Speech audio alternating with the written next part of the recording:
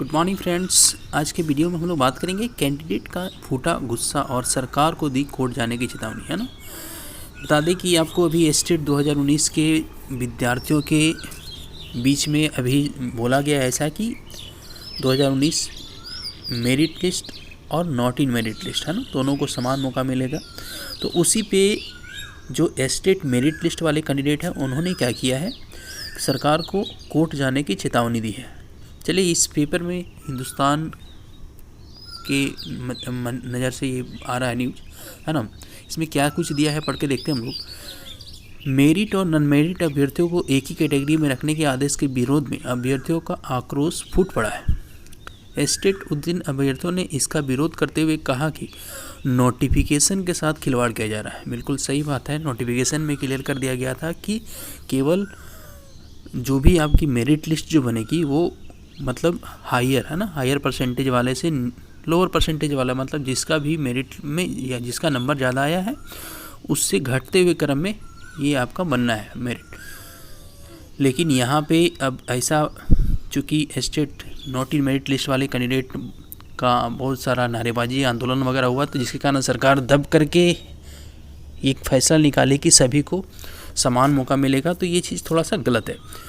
चलिए उसके बाद आगे देख लेते हम लोग क्या है कि स्टेट 2019, है ना, उत्तीर्ण अभ्यर्थियों ने शिक्षा मंत्री को शनिवार को इस संबंध में ज्ञापन दिया है।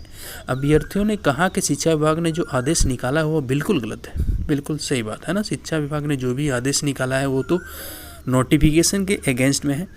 इसके रिगार्डिंग कल मैंने एक वीडियो भी बनाया था कि अगर स्टेट के विद्यार्थी जो मेरिट लिस्ट वाले हैं अगर वो कैंडिडेट केस करेंगे, है ना, तो ज़रूर उनकी विजय लगभग तय है। लेकिन यहाँ पे देखते हैं क्या कुछ लिखा हुआ है, वह बिल्कुल गलत है ना। वही चीज़ यहाँ पे भी लिख रहा है, मेरिट और नॉन मेरिट, है ना, अभ्यर्थियों को एक समान माना गया है। जबकि नोटिफिकेशन में मेरिट के आधार पर सीधे नियुक्ति की बात की गई थी। जो नोटिफिकेशन निकला था स्टेट 2019 में, उसमें क्लियर कर दिया गया था कि जो आपका नियुक्ति होगी वो सीधे आपका मेरिट वाइज होगा। वहाँ पे कहीं नहीं मेगा सूची बनने के बारे में बात किया गया था। अभ्यर्थियों ने मांग की कि जब नोटिफिकेशन में स्टेट के अंक प्रतिशत के आधार पर अभ्यर्थियों को नियुक्ति करने की बात है, तो शिक्षा विभाग ने कैसे पत्र मेरिट और नॉन मेरिट अभ्यर्थियों को एक करने का निकला दिया गया है। नोटिफिकेशन के नियम के अनुसार नियम का पालन सरकार करे। अगर नोटिफिकेशन के नियम का पालन नहीं हुआ तो हम कोर्ट जाएंगे और लड़कर अपना हक लेंगे। तो यहाँ पे नॉन मेरिट वाले जो हैं कैंडिडेट, है ना, वो थोड़ा सा जो किए हैं उसी के कारण ये सब सारा कुछ हो रहा है। लेकिन सरकार को ये चाहिए कि बीच का रास्ता निकाले, नौकरी ऐसा कुछ करे कि दोनों का हो जाए। सबसे पहले क्या करना चाहिए था कि स्टेट जो मेरिट लिस्ट वाले हैं कैंडिडेट, वो कहीं ना कहीं आपका सेटल अगर हो जाते, उसके बाद कुछ वैकेंसी अगर बच जाती, तो ये काम करना था कि इनके बाद उनका बहाली का मौका देना था। लेकिन सरकार ने दोनों को समान मौका दे दिया, है ना, जिसके कारण अभ्यर्थी बहुत ज़्यादा गुस्से में हो गए।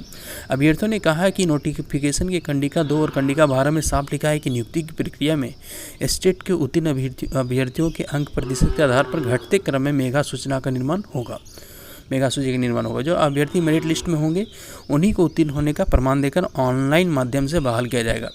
अभ्यर्थी नीरज कुमार, अमित कुमार सहित अन्य ने कहा कि शिक्षा सुधार रोजगार के बैनर के तले वे बड़ा आंदोलन करेंगे। तो ऐसा खबर निकल के आ रहा है कि अब एक बहुत बड़ा आंदोलन होने जा रहा है। जैसा कि आप लोग देखें, state not in merit list candidate वाले ने आंदोलन करके अपनी बात मनवा ली है। तो ये कहीं ना कहीं आपका मेरिट लिस्ट वाले कैंडिडेट के लिए कहीं ना कहीं ये गलत साबित हो रहा है, क्योंकि जो भी कैंडिडेट क्वालिफाइड किए हैं जो मेरिट लिस्ट में थे, अब फिर से वो क्या होगा, फिर दोनों को समान मौका मिलेगा, फिर क्या क्या होगा अभी देखिए, आगे कुछ कहा नहीं जा सकता। लेकिन कहीं ना कहीं ये गलत हुआ है मेरिट लिस्ट वाले कैंडिडेट के साथ। तो चलिए इसी के साथ मैं यहाँ पे इस न्यूज़ के माध्यम से यही कहना चाहूँगा कि सरकार को बीच का रास्ता अपनाना चाहिए। सरकार बीच का रास्ता कुछ निकाले, है ना। हालांकि नॉट इन मेरिट लिस्ट वाले कैंडिडेट को अभी थोड़ा सा वेट करना चाहिए था, उनकी बहाली होती ज़रूर, है ना, क्योंकि कहीं ना कहीं कोई इस तरह से भी स्टूडेंट होते जो दोनों पेपर में थे, तो वहाँ पे एक ही पेपर में वो ज्वाइन करते, एक पेपर खाली ही रह जाता, तो इस तरह से उनकी भी ज्वाइनिंग कन्फर्म थी। लेकिन अब यहाँ पे 2011 वाले कैंडिडेट भी आएंगे, 2019 वाले कैंडिडेट भी हैं, तो कंपटीशन बहुत ही ज़्यादा टफ हो गया है। अब देखिए यहाँ पे क्या होगा, कुछ भी नहीं कहा जा सकता है। उसके बाद किसी एक न्यूज़पेपर में, जैसे कल का मेरा जो न्यूज़पेपर पढ़ के बताएं उसमें आपको बताया गया था ये चीज़ कि मेगा सूची है ना, मेगा सूची के आधार पे होना है। अब चूँकि सारा नियम ही ख़त्म हो गया, एस्टेट जो मास ऑप्टेंट हुआ था उसकी वैलिडिटी ही ख़त्म हो गई है ना। तो ये कहीं ना कहीं बहुत गलत हुआ है ना। बिल्कुल नोटिफिकेशन के खिलाफ चल रहा है ये सारा चीज़। तो इस चीज़ को आप लोग ध्यान से देखिएगा। Okay, thank you.